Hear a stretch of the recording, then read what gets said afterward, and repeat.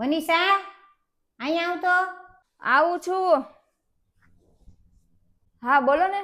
આ ભાવિનને જરાક ફોન કરીને કહી દે ને કે મારી ઓલી શુગર ફ્રી ની દવા ખાલી થઈ ગઈ છે તો લેતો આવે.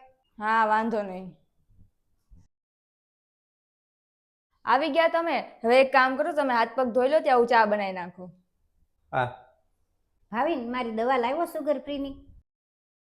અરે મમ્મી, હું ગયો તો અને પણ બધી દુકાન બંધ હતી. એક કામ કરું, હું કાલ પરમ દિવસ લેતો આવીશ. તો બીજી દુકાનેથી આવું તું ને. હવે મારે ઈ દવા વિના ચા કેવી રીતે પીવી? અરે પણ તો ખાંડ નાખ્યા વગર પી લ્યો ને મોળી ચા. એમાં શું થઈ ગયું? હવે અત્યારે તમારી ઉંમર તો જોવો, 65, 70 વર્ષની થઈ ગઈ. તમને એટલી નથી ખબર પડતી કે હવે તો કંટ્રોલ કરો? હજી તમારે તો મીઠી મીઠી ગળી ગળી ચા પીવી છે. અરે મનીષા, જમવાનું બની ગયું કે તો હું પછી ઓલા પંડિતજીને બોલાવી લઉં? શાક ને એ બધું થઈ ગયું છે, ખાલી પૂરી જ બાકી છે. હમણાં હું કહું ને ત્યારે કહી દેજો. સારું, વાંધો નહીં. અને સાંભળ, આપણે પપ્પાની વીટી ક્યાં મૂકી છે? એ તો હું નથી લાવી. કેમ? અરે પણ મને ઘરના કામમાંથી મને લેવા જવાનો ટાઈમ જ ન રહ્યો.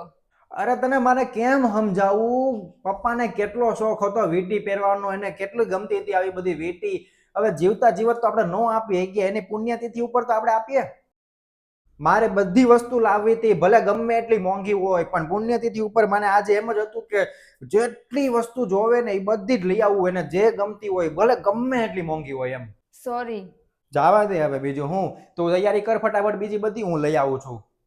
ભાવિન, તું બજારમાં જાસ ને તો મારી શુગર ફ્રી ની દવા લેતો આવજે ને. અરે મમ્મી, તમે તો હદ કરો છો. હવે તમને કીધું તો ખરી મેં કે હું લઈ આવીશ એમ 2-3 દિવસમાં. અને તમને ખબર છે કેટલી મોંઘી આવે છે? 250, 250, 300 રૂપિયાની એક ડબ્બી આવે છે, અને તમે એક મહિનામાં તો 2-3 ડબ્બીઓ ખાલી કરી જાવ છો. હવે મારા આટલા પગારમાંથી આટલું બધું ક્યાંથી હું પૂરું કરું? લઈ આવીશ હવે.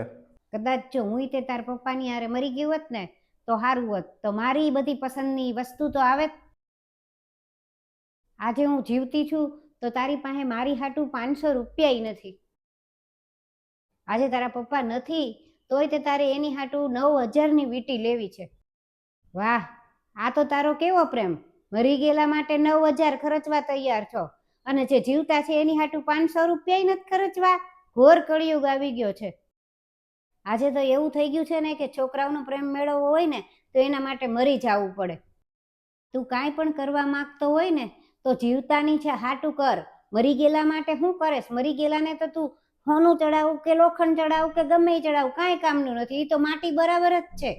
મને માફ કરજો મમ્મી, હું ભૂલી ગયો હતો કે મર્યા પછી તો બધા કદાચ કરે ન કરે કાંઈ ફરક નથી પડતો, અને કરે તો વધારે સારું. પણ સાચું તો એ છે કે જીવતા જીવત તે માણસોને સાચવી લે, અને માણસોને પ્રેમ કે લાગણી કે જે કાંઈ આપણેથી થતું હોય આપણે કરીએ. કાંઈ વાંધો નહીં. અત્યારે હું તમારી દવા સૌથી પહેલાં લઈશ, પછી પપ્પાની વીટી લેતો આવીશ.